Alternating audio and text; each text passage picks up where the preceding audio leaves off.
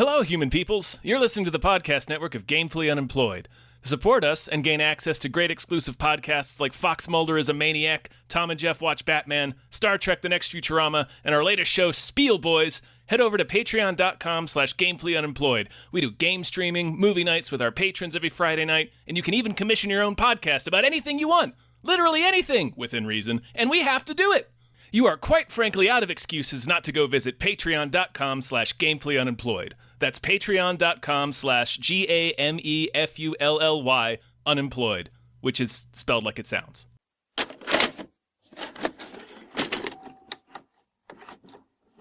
Oh, yes, Getting indeed. Into some adventures. Yeah, classic adventures. Not fucked up at all. Hey, everyone. Hello.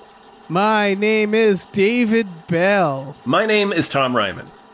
And we just watched The Adventures of Baron Munchausen. What?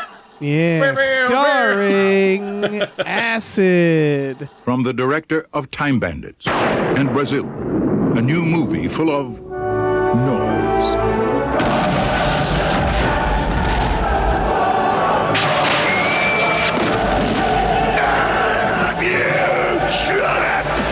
The 1988 hit. Oh, yeah, definitely a hit. Yeah, super hit. Well, okay. Oh, so, 89 technically. I mean, it debuted in 88 in West Germany, but that doesn't count. Yeah. Sorry, everyone. Sorry. 89. Yeah. All right. Order of operations. Big ol' happy birthday to Burrito. Sloppy, Burrito. wet, happy birthday. Thank you, Burrito. Happy 40th. I do believe it is your 40th. I am about to do the same. Yeah. In a Just, few weeks. Just spit all over that birthday. Just real wet and sloppy. Happy sloppy birthday. Slop it up. As we say on the show, slop it up. We do. You know the we shirt, do. You guys the classic know. shirt. Yeah. The classic shirt and plushie. Yeah. Slop it up, Burrito. You know us.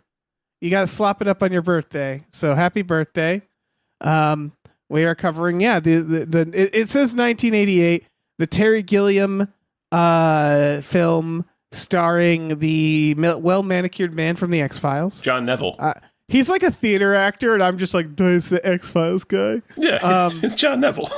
Eric Idle. Yes. We got Sarah Polley. Getting traumatized in real time. She did not have... Anyway, we'll put a pin in that. She tweeted... She did. I looked it up. She tweeted, "You have my permission to like this movie." So I was like, "Thank you, Sarah Polley."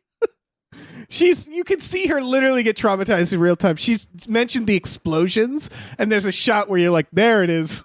Yeah, they're like so close to her. They're so close to a lot of these actors. Yeah, but yeah, she has mentioned that this was not a pleasant experience for her as a Terry kid. Gilliam film. Yeah. Can you imagine Terry Gilliam directing a child? Yeah, being all day in one shot. Yeah. Oliver Reed is also there. He sure is, man. What a shocking sudden appearance of Oliver Reed. I know. I just learned how he died. Did you know how he died?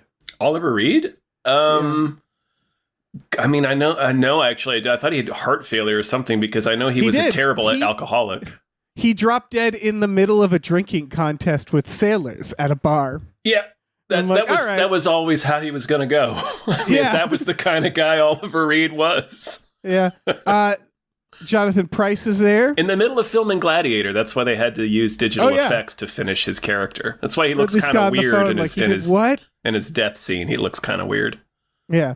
Anyway. Jonathan Pryce from Brazil, a couple years after Jonathan Pryce doing 3 different accents at the same time. Playing Dracula. He is somehow fastidious Brit, fussy German, and French guy all at the same time. It's amazing.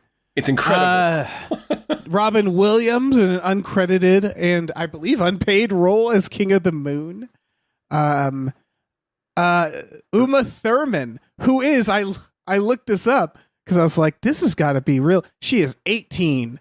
Wow. Right. I was like, shame on all of you. Yeah. 18-year-old Uma Thurman, like 18 this year, that year that they're filming.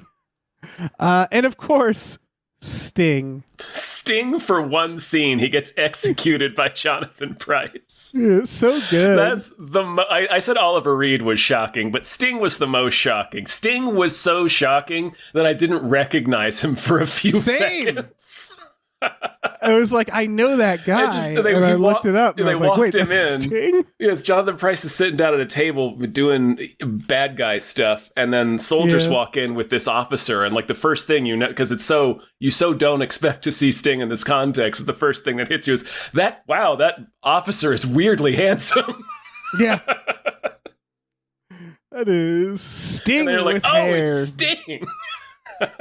So funny. Yeah, this movie is literally.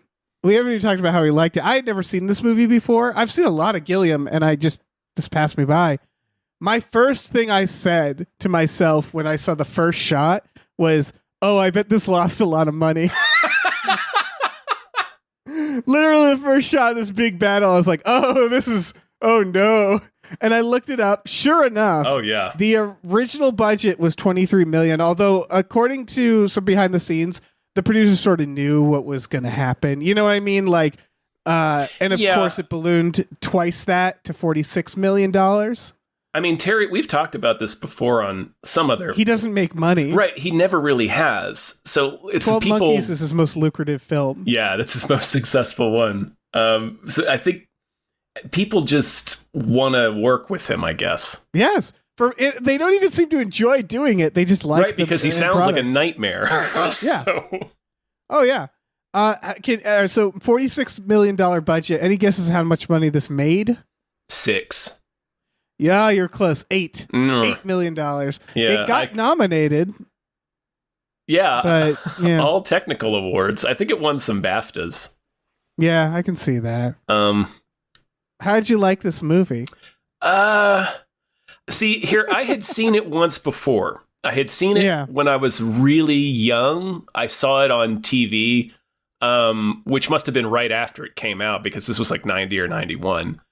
Right. And I really hated it when I saw it back then, because I was like 9, 8. It's not for kids. Watching a Terry Gilliam movie. Yeah. It's not for kids. Watching it now, like, obviously, it's a visual feast, of course. It's Terry Gilliam, and this is Terry Gilliam at his Terry Gilliamist. I like the idea of it, but I feel like Terry Gilliam does not do whimsical very well. So when he's trying to be whimsical, it still feels too threatening and strange for children. For sure. This is not for kids. No. And so but it's also not really for adults. So it's kind of a movie for nobody. Right. Yeah. It's for people who haven't seen it. It's basically Alice in Wonderland, which made me think, like, why hasn't he done Alice in Wonderland? It's a little girl going on this adventure with this old baron, and sort of pestering him to, we'll talk about the meaning behind it all, but she's pestering him to, like, save her town.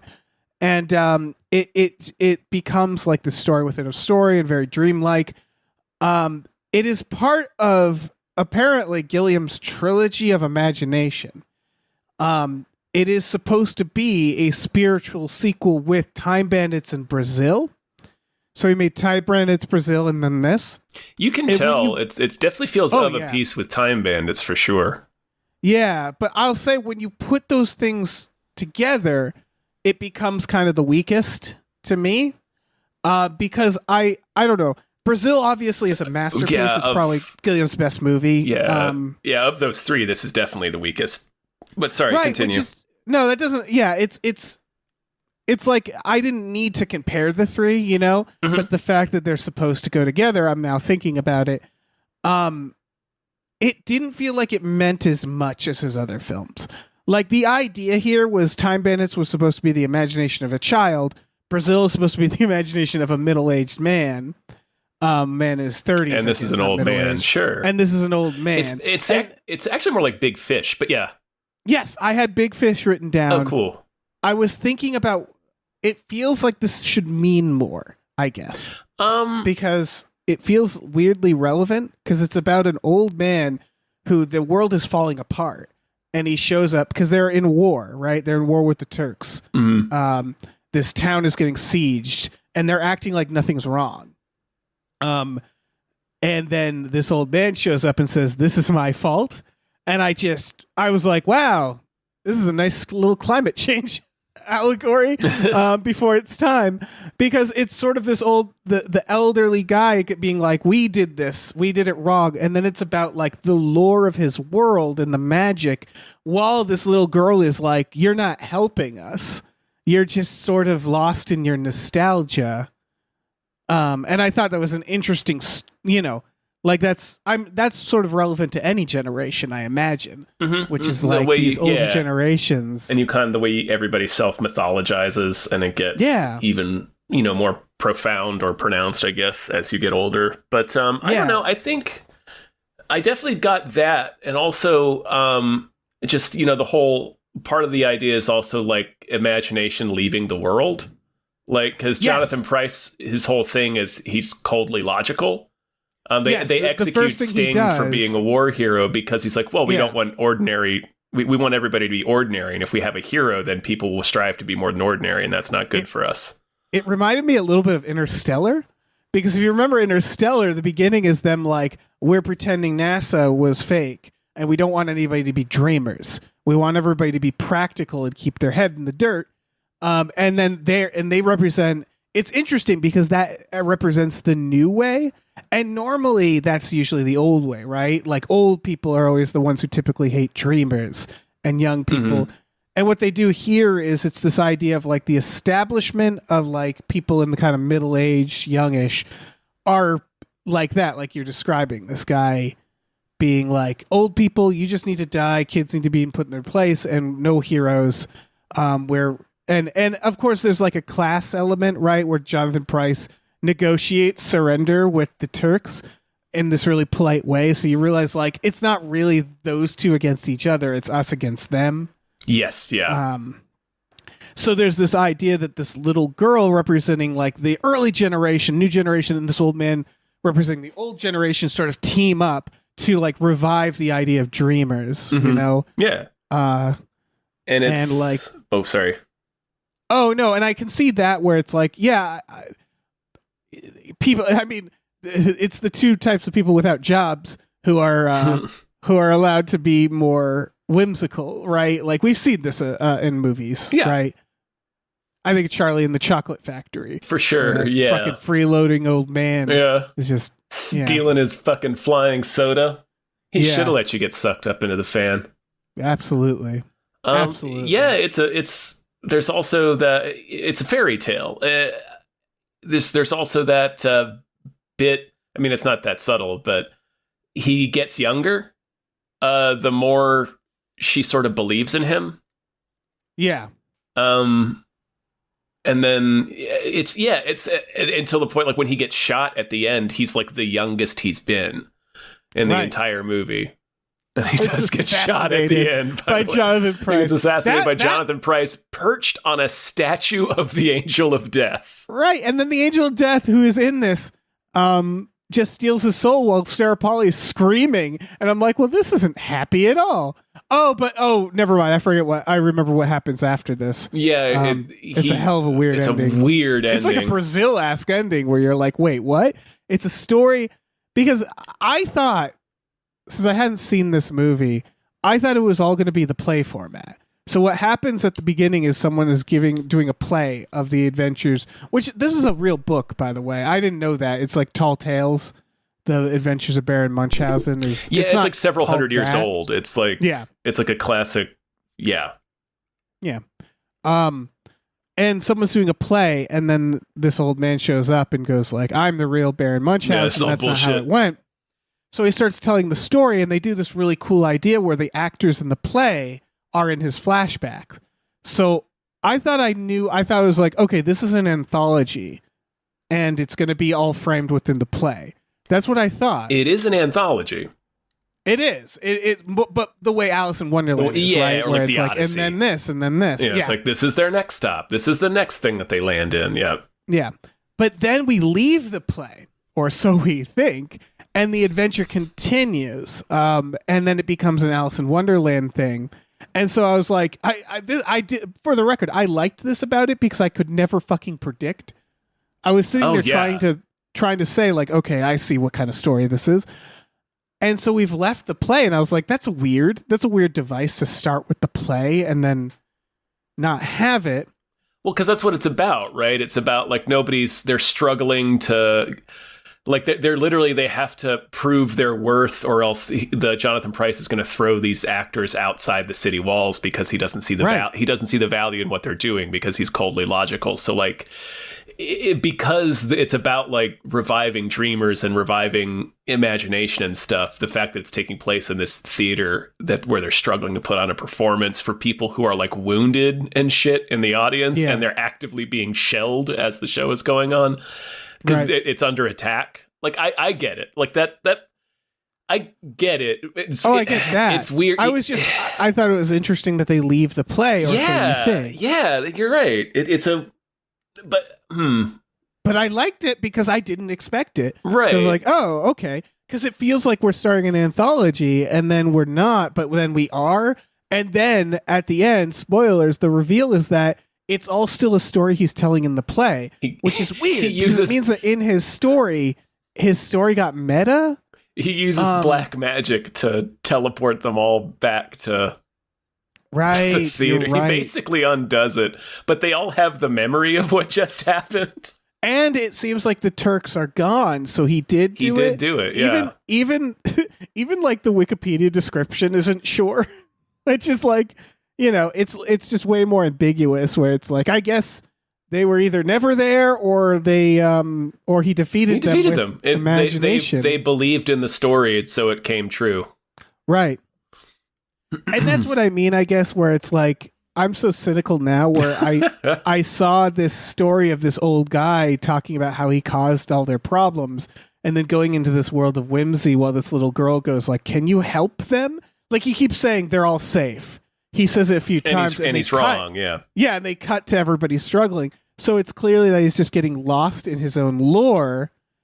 And so I thought they're going to say more about that, but in the end, he just goes, and I used the power of imagination and saved us all.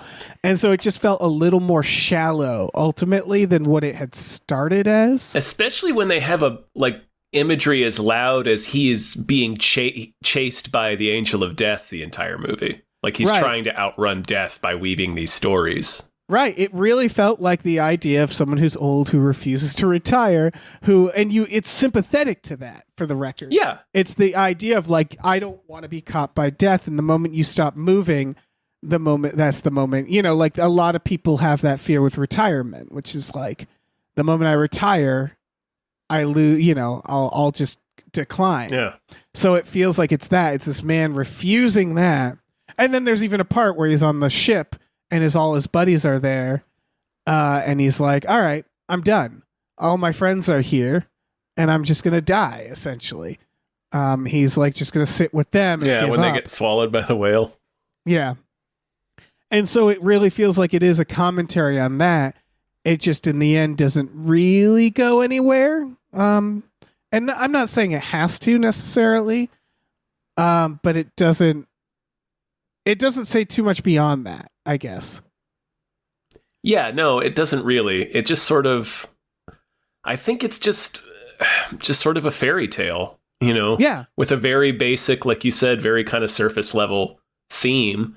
Again, it reminds me of Alice in Wonderland, where each little nonsense world has like a little lesson in them, or like a little, like Alice in Wonderland has like a little more messaging than people realize, just because of like, I don't know what it was written at the time and stuff like that, where it's like they are saying things, they're just not like incredibly like strong things, and that's okay, Yeah, it doesn't have to be super deep, but no, and I kind of connecting it to Brazil and Time Bandits, even though Time Bandits isn't super deep either.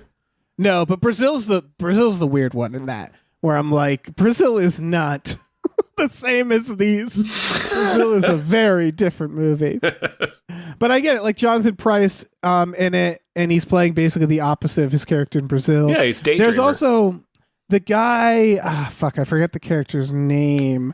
The big guy who's one of his Oh, I forget. They all have these weird, like Gustavus and Adolphus, and I think it's Adolphus. it might be. His horse has another, like, they all have names like that.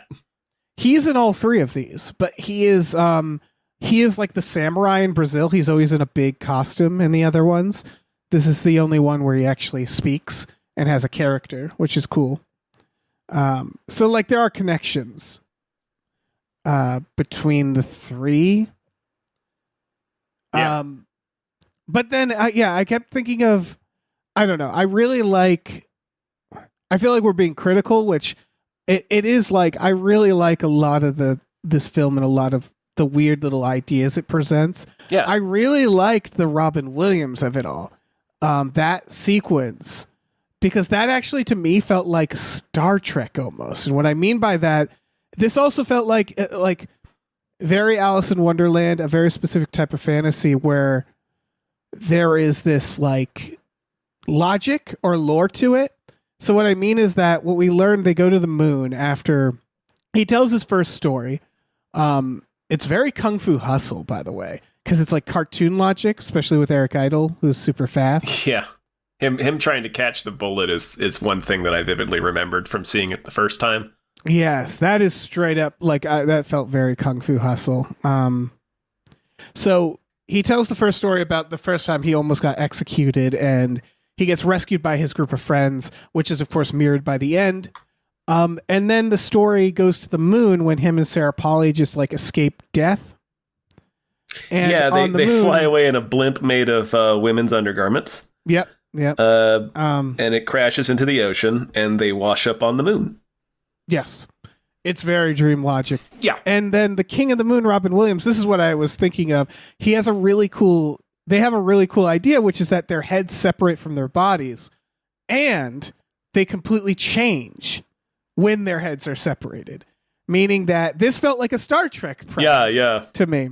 It felt like sci-fi, which is this idea that when his head is separated, he's like elevated mentally. He's more of a philosophical being. He's a little more free. And then the moment he has his body, he's like, suddenly he has urges that the body he's just has. pure id when he's attached to the body. Yeah, that's such a good idea that I was like, shit, man. There's like a part where what does he say? He says, I don't have time for flatulence and orgasms. Yeah. When he's in his body. And that was perfect, where he's like, I hate this. I hate having my body because it has all these fucking lusts and needs and gross things. And that was a really cool idea. And it's him and the Queen of the Moon, and they have this relationship, and it seems to change depending on if their heads are on or not. And he hates his body as a separate entity when he is away from it. Yeah, it's really like, I mean, I do like how dark his whimsy is. Oh yeah. Even though I said like it's it's not really for kids and it's not really for adults here, but I didn't love that scene. Like it kind of like it's really grotesque, especially when he's eating the fruit. Oh yeah, I mean, I didn't think of this as a kid. I wasn't looking at this like a kid's movie. No, like conceptually, I like that. It's like kind of a little weird, and like you said, it is a bit like Star Trek, and it's a little sinister. Like it has that kind of sinister vibe to it, like a never-ending story might. Yeah, what it is. You're right, never-ending story. I think a lot of fantasy does this, but not enough does it. And this is always what kind of bugs me about things like Marvel, where it's really loose fantasy sci-fi, is that I really like it when someone invents a concept like this and then takes it to a logical conclusion and like thinks about it. Like, okay, a man whose head separates from his body, what would that be? Yeah. And I really like that it's fully realized in this way where I'm like, I didn't even think about that. And so that's why I really like that premise, it also made me think like Terry Gilliam is such a meticulous director and Robin Williams is such a famous improviser. How did that work? They've worked together multiple times too. So clearly they like each other. Right. Yeah. The Fisher King, right? Yeah. I have a theory, which is that what's your theory? Well, if you look at Gilliam's background, he works with sketch comedians all the time. Yeah, he's Monty Python. Right. So I think he's just a very visually meticulous director. And with the actors, he's like, I think he's okay with improv, surprisingly. I think he's good at working with that. That's my assumption. That's what I would assume is he just because especially at this point in 1989, you have Robin Williams in your movie. You just kind of let him be Robin Williams. Right. It's like, all right, Robin, go to the bathroom and do your preparation and then come out here and we'll just shoot you on this, we're going to put this big collar on you and spray paint your face gray or silver. Yeah. Put the shit on your head. Yeah. Just go. Comes out of the bathroom like, oh, your face is already kind of white and silver.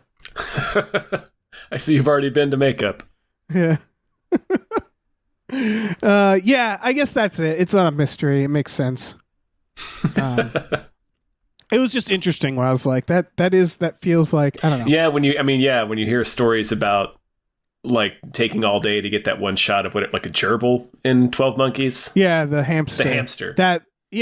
But that is a visual thing, right? He's not trying to, it's not like Stanley Kubrick making the actors repeat the same line, although he does do that. I'm sure, Gilliam does do that, but it does seem like he's just a little more loose about that. Or the intent is different, rather. Yeah. I think like making actors do scenes over and over again is incidental, like you were saying. Right. And this does feel it's got touches of Monty Python throughout.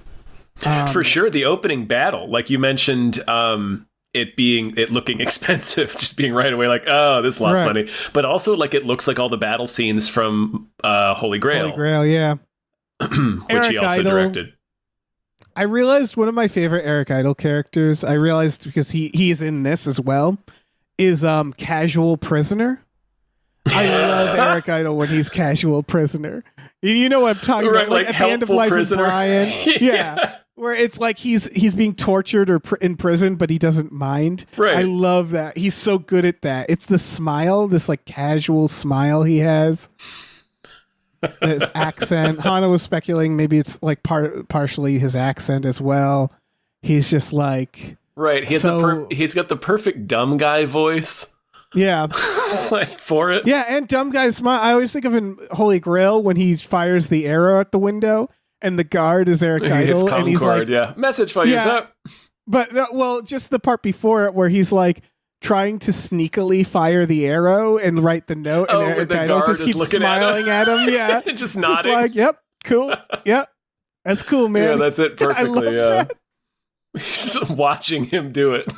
He's so good at just, casually ignoring something obvious is really what it comes It's funny that they both lead into it because he's that guard and then he shoots Concord, who is also Eric Idle, and that scene is that bit where Concord is trying to be very helpful even though he's shot in the chest. Yeah, you're right. Yeah, and of course, like it's almost confusing the multiple characters in this because again, Eric Idle plays like the play actor, right? And then it goes into the fantasy, yeah, and then the fantasy becomes real. And he runs into Eric Idle again, and I was like, "This is so weird." But you get it because it's like it's Monty Python people. I get it. They double up. Uma Thurman plays Venus and one of the underwear given ladies at the beginning. She's part of the acting troupe. Yeah. Yeah. They all do that. I think the Queen of the Moon is also. Yeah, she's also in there. Robin Williams is the only one. He's not. Oliver Reed's not there either. Oh right, yeah. He is so good in this. He's terrifying in this weird, intense way. Yeah. I do love the joke, though, where they land in the volcano and they've just come from the moon, where they're giants, by the way. I don't know if we mentioned that. Right. They're like colossal sized giants on the moon. So they land. It's hard to tell, but yeah. In this, they ride on her big head. Like they're at least smaller than their heads. Oh, Robin Williams is a giant. That's what I mean. Robin Williams and the Queen of the Moon. Yes. But they ride on her sex head. Yeah. Oh, she's getting plowed via Bluetooth. She's actively coming as she's flying them to safety. Although they pay it off because she's making noises and they say to the little girl, "Oh, the king's tickling her feet." And then when they show it, they do the classic thing where he is in fact tickling her feet. Yeah. Yeah. The Roger Rabbit gag. They're literally playing patty cake. Yeah, exactly. But they fall in the volcano, and so Oliver Reed is standing over them, and he looks like a giant because we're down at this low perspective, and he reaches out and grabs John Neville, Baron Munchausen, up out of the pit. So that they're on the same level as each other, and then it's revealed that they're just normal sized people, and Baron Munchausen is actually taller than him, and Oliver Reed gives this like quick look, and that's it. That's the whole punchline, is this look that he does, and then he just continues with the scene. Yeah. It's really subtle, but man, he's funny in this. Yeah. And then he explains the bomb. The nuclear bomb. I like that. The Eric Idle question, what's the fun in that? When he's like, you just sit and press a button and you kill all of them. Yeah, you kill all of your enemies. Yeah.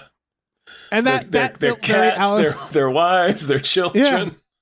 That felt very Alice in Wonderland to me, because it was like a little bit of a commentary, but not really, where it's like, yeah, he's just describing the atom bomb, and then in this very basic way. And that's that, Yep. And he's very like Tasmanian Devil or Yosemite Sam. Like steam comes out of his ears more than once when he gets angry. I loved that. It's he plays so Vulcan. Funny. And yeah, he's great. And then Uma Thurman is his wife Venus, which again 18. And they do the painting. Yeah, they do Aphrodite the painting. That's why I was like, shame on you. Yeah, movie. she is fully nude. I mean, covered, but it's a PG movie. But this is her first role. It wasn't her first release because this took so fucking long to make, but this is her first role apparently, which is a wild first role.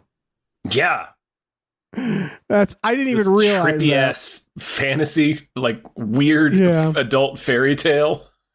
Yeah. And then they go to the ocean. It's all very dream logic. They get swallowed by a big sea monster, a whale or a serpent, and then there's all the pirate ships. This was where I wanted to be, because they're all doing snuff and fucking playing poker, and I was like, I could be in this fucking pirate belly ships, all day. Yeah, inside of a whale. That's pretty cool. Yeah, probably don't have to pay taxes. Right. Yeah. God. Yeah. And that's why. Yeah. Baron's like, I'll stay here, and then Death is there again.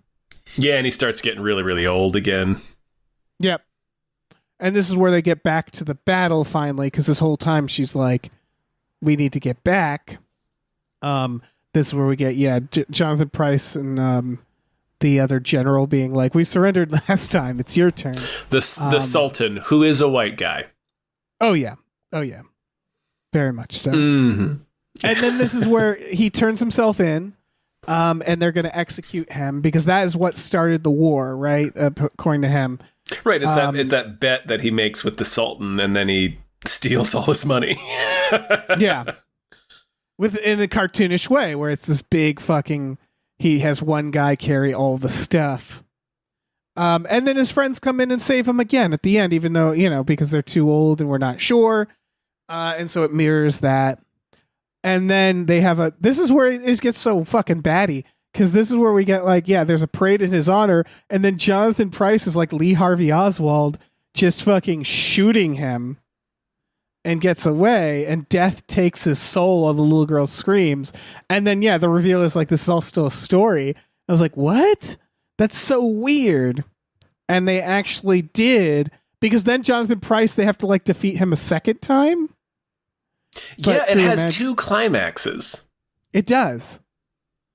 And he has to he saves the day, and they're doing their the medal ceremony, or the giant marble ceremony at the end of Phantom Menace, and then he gets assassinated, and then he uses his magic to Deus Ex Machina them back into the theater, and then they march out to the street to have another final confrontation with Jonathan Pryce. And in this case, everybody just ignores him because he's a dick, right? And then they go out, and nobody is out there. The Turks are gone. They've been defeated, yeah. And his trusty horse shows back up, and then he disappears like Mary fucking Poppins. And I guess he's more of this magical character. It's just interesting because it felt like it felt like there'd be more there. Like him just disappearing. The implication is that the Baron Munchausen, Mary Poppins is I did all this for you, right? Yeah. She is when you talk about what an antagonist and protagonist is in the basic sense, Mary Poppins is an antagonist in that she shows up and causes everybody else to have an arc. And so what was weird about this movie to me is that they treat him like that at the end. Like he gave them all an arc and said, my work here is done. But it felt like he was the one who had the arc up to this point. Does that make sense? Yes. Yeah. He did. He's the one that seems to be having more of one. Right, because he's the one who starts as this like befuddled old man who caused the world to go to shit, who's then like pining for the old days and like telling his lore. And Sarah Polley is sort of like the one nagging him to be like, you need to do something about this. Yeah, and at the end he has to do the unselfish thing. Right. Because like he's not seeing that his team is really old. Like they can't really do a lot of what they used to be able to do.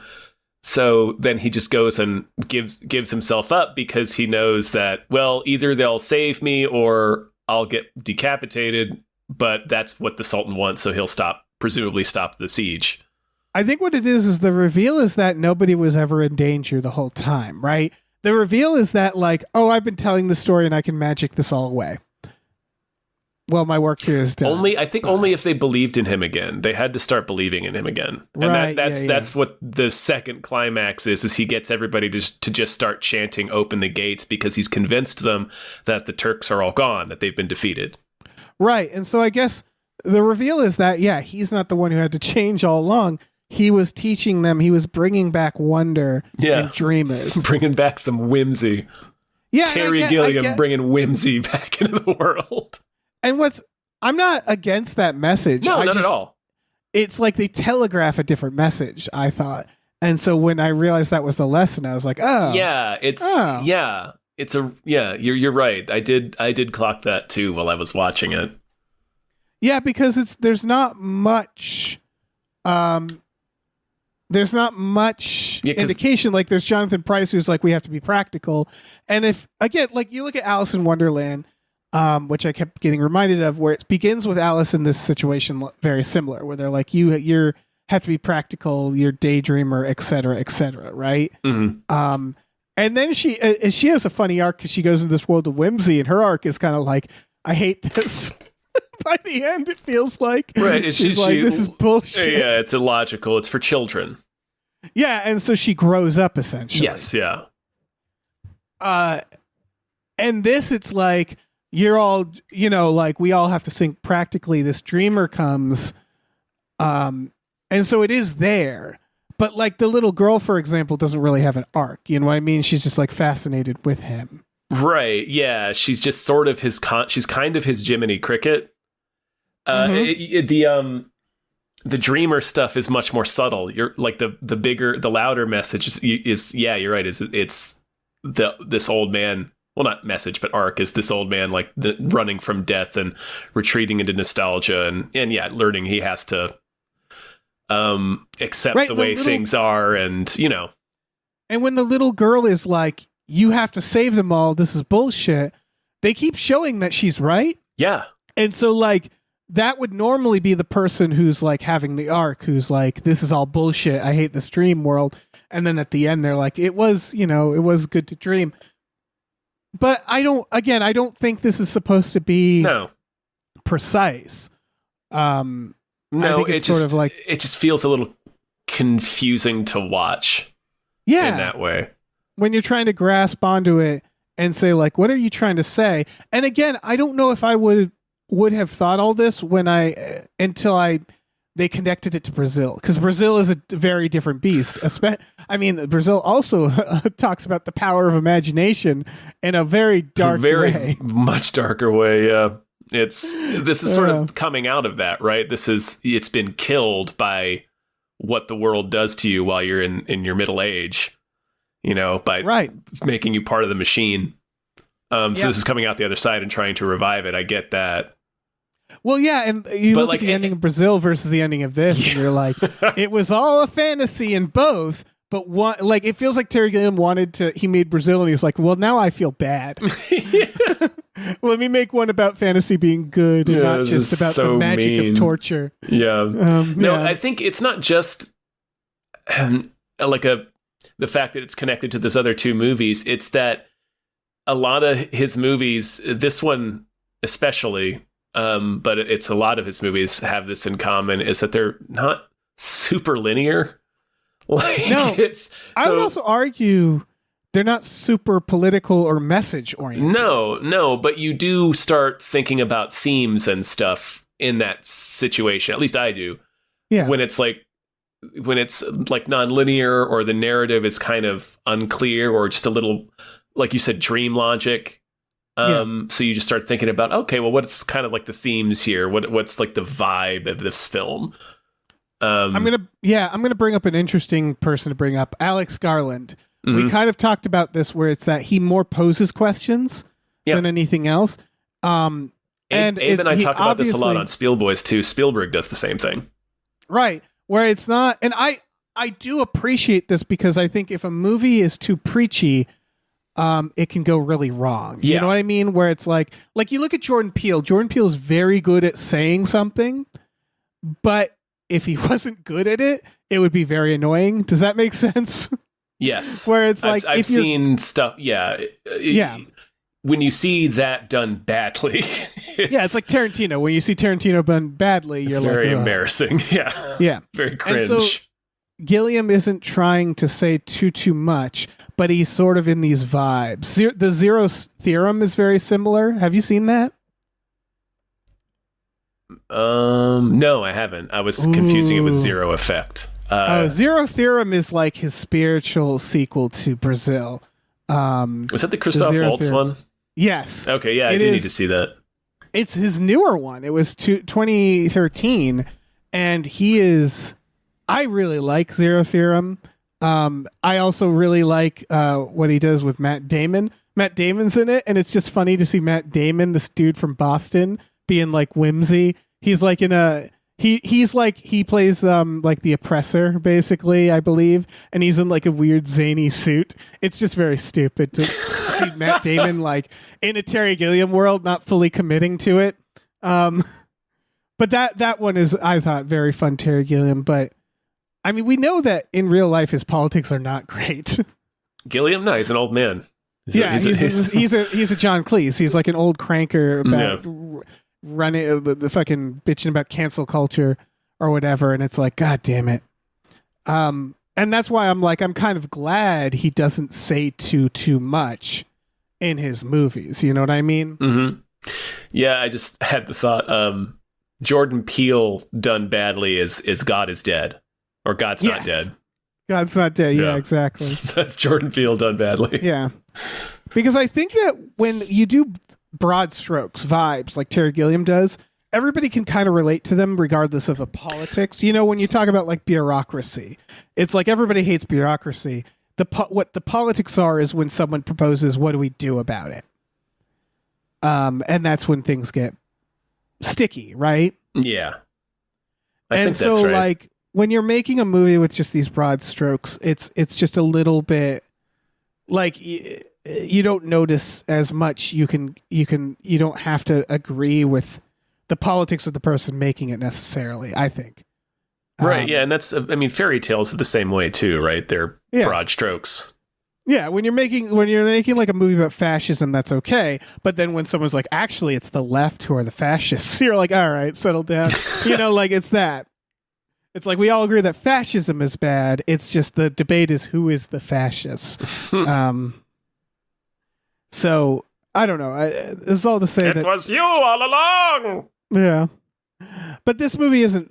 Baron Munchausen isn't particularly political. It's just like a scatter shot. It's all over the place. Yeah, where I kept honing in, where I was like, "Wait, are you saying something here?" And ultimately, he's just not saying much, and that's okay. It's a similar thing, I think, as Brazil, right? Yeah, I mean, Brazil is like general vibe of bureaucracy and like, just how the machine sort of crushes you. Right. It's a very broad observation. It's not a precise tool. Mm-hmm. And that's what's good about Brazil. That's why everybody loves Brazil. Now, didn't make any money when it came out, obviously, but I think this movie is about. I think Munchausen's about the same thing. It's just in a more abstract way. Yeah. I think so too. Again, you mentioned Big Fish at the top.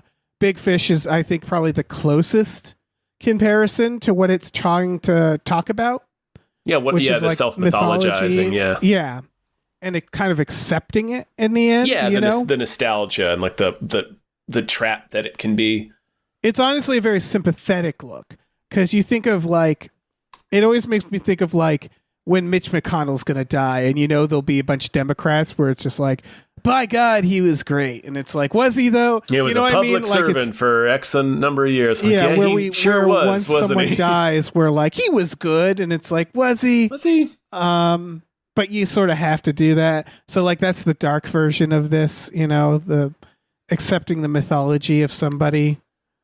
But that's also the extreme case, It's just one of those, I don't know. I do think that's what this is a lot about. Yeah, that's definitely one of the things for sure. It's a big part of the Baron's character. Yeah, it's kind of like, who's he hurting? I mean, he apparently caused this war, but in the end, that's why I thought they were going to say more. Because his first thing he says is, I caused all this. And then we mythologize and celebrate him the whole movie. Lost up his own ass, and Sarah Polley keeps being like, these people are dying. Like, we got to get back to my dad and my friends. Like, you said you would help them. Yeah, and at the end, we're just like, yay, Baron. And then he vanishes, like, my work is done. And I'm like, I feel like you caused all of this. This is sort of all your fault. Right. It's a weird-ass movie. It is. It is. Visually, it's not. I mean, it's not. Yes, it's so gorgeous. It's there. The thing that one of the things I really loved, and this, like, I'm still thinking about this shot, is because it's so cool. First of all, that it communicates so much, and it does it in this really fairy tale sort of whimsical way, where it's when they're crashed in the ocean. And they're going through the storm, and they're screaming, and it's the waves are terrible, and then it cuts to a shot of what looks like stars in a night sky. And then the stars start moving in this strange way. You're not sure what it is at first. And then you realize it's water. It's pinpoints of light reflecting off of water. And you see the boat come into view. Right. And then it's like kind of starts turning into clay. And then it just becomes like gray as the boat washes up. And that's how they get to the moon. That's how he conveys they're on the moon now. They sailed to the moon. It's amazing what we're talking about, considering that this movie is a visual masterpiece, because we're just so used to Terry Gilliam turning in visual masterpieces, where it's like, this is like one of 10 visual masterpieces. There's so much in every frame. It's so funny. Like, there's a reason it takes forever for him to shoot. The King of the Moon sequence where he boxes them all in with the giant, crazy, like, cardboard cutout, like movie set scenes, right, all around them, and those are actual things that were built. Yeah, apparently because they ran out of money. Apparently that was we ran out of money. Also, Robin Williams is we ran out of money. I guess he was a last minute casting, which is very funny to be like, I guess we'll get Robin Williams. It might be the Gilliam of it all. Like, this is right after Brazil, right? Oh, yeah. I think people just wanted to work with Terry Gilliam. And I think you're right. I think from what I had read, Robin Williams didn't get paid for this. Yeah. Terry Gilliam has another movie set up. I really enjoy watching, like, new Terry Gilliam because he can get people.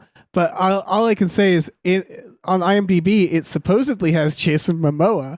And I'm like, fuck. I need to see what that is. Yeah. Adam Driver was a natural one where you're like, of course, Adam Driver's a Gilliam. He totally fits, yeah. He's a fucking... When he was in Jim Jarmusch, that was another one where I was like, he was made... I feel like Jim Jarmusch made Adam Driver in a lab for his movies. The way he says ghouls. Yeah. Ghouls. Yeah. So, but, like, that's why, like, I think probably the most amazing film still is Bruce Willis in 12 Monkeys as casting, because that is fucking wild. Even Brad Pitt in that. Has he been in another Gilliam after that? I don't think so, but I'm not as big of a Gilliam fan, so I haven't followed his career as closely. Oh, okay. Because fucking, and 12 Monkeys, for reference, by the way, 12 Monkeys is 2 films after Baron Munchausen. That's how slow Gilliam works.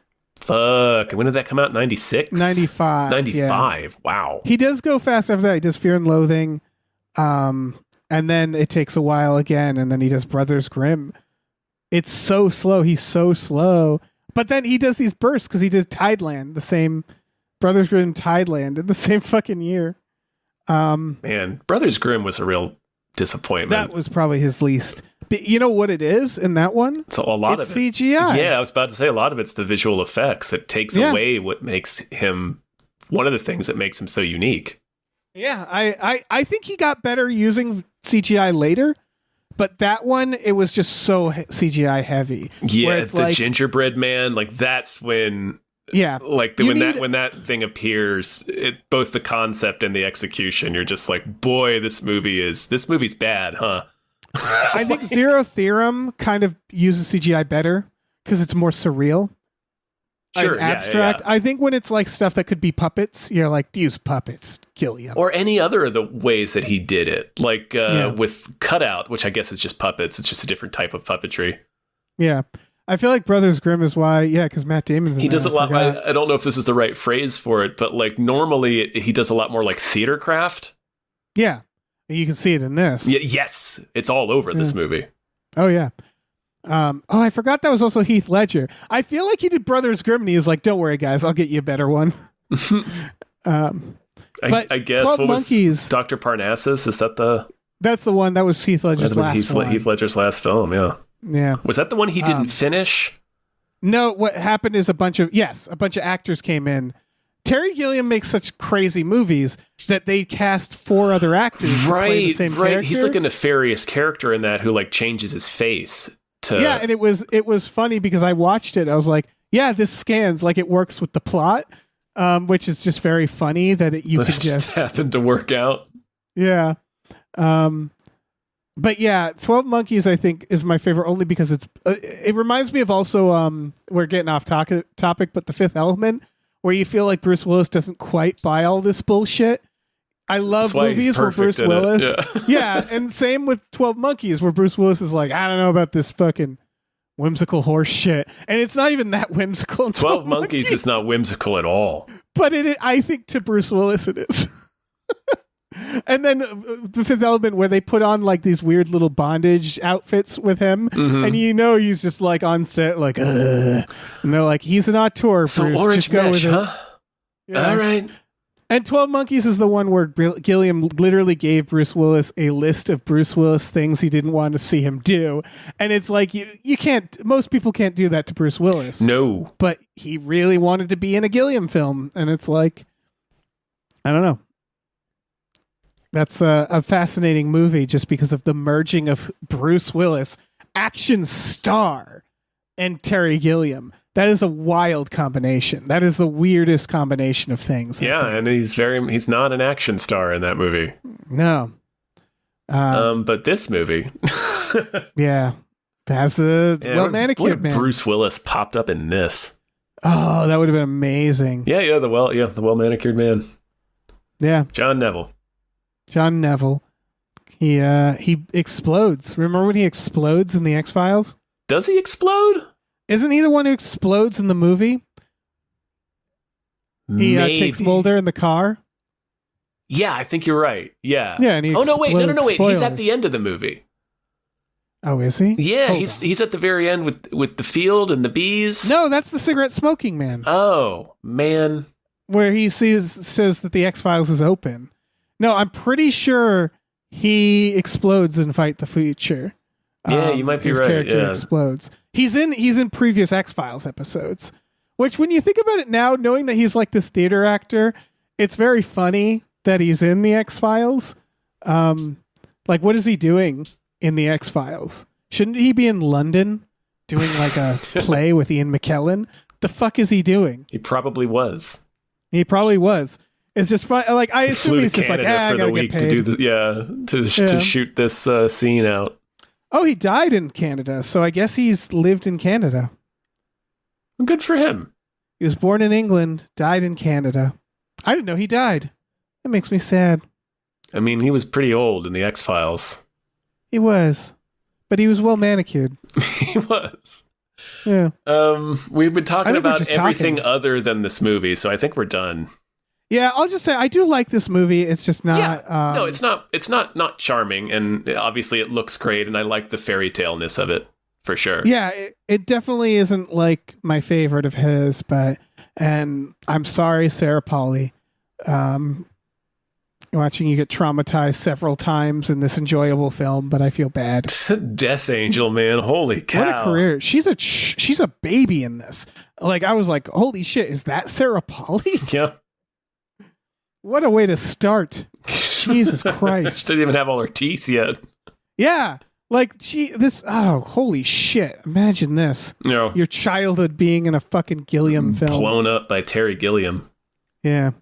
Cool. Well, just run up that wall. Explosions will be going off, but don't worry about it. Yeah. She's like, I'm going to worry about it. I'm a child. I guess somebody probably should.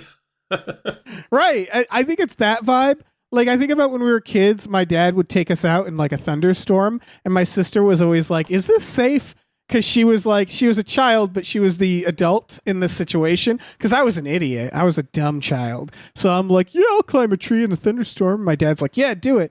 And that's what Sarah Polley is in this. Like, it feels like she's walking around like, should we be doing this? I'm a child, but I think I know that man over there is on cocaine. Right. She's the age where you start to realize that adults don't know what they're doing. Not every adult knows what they're doing. Exactly. Where they're like, get next to that fucking explosion. Get closer. No, get closer. And it's like, are we sure? Are we sure we know what we're doing here? Yeah. Poor Sarah Polley.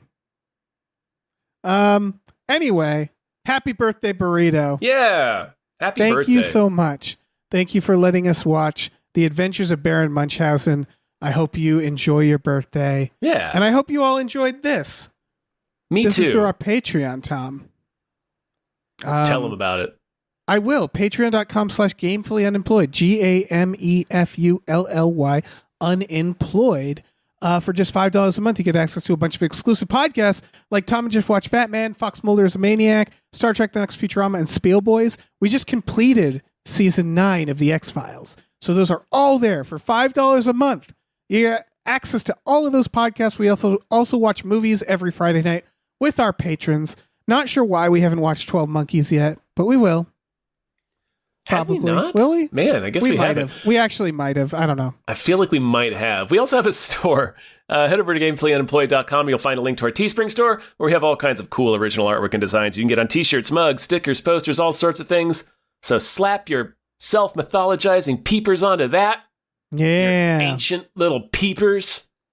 Oh, yeah. Your bloodshot Oliver Reed peepers. Yeah. There's one shot in What a here where monster. he turns and looks at them, and one of his eyes is almost completely red. Yeah, he is terrifying, man. The most terrifying. Oh, my God. What a hero. What a fucking hero. It looks like every minute awake hurts him. Yes. He was never long for this world. Oh, my God. What a beautiful man. Hey, listen, our music is produced by Chris Corlew. You can find him on twitter.com as the Corlew or go to shipwreckedsailor.bandcamp.com. Our channel artwork is produced by Michael Vincent Bramley. For more of his work, go to mvbramley.art. Our episode artwork is by Justin Brown, available on Twitter as Justin T. Brown or at artnessbyjustinbrown.com. And finally, additional artwork is by Starlene Hodge. You can find her work at starlenearts.com or on Twitter as StarleneX. Cool. Goodbye.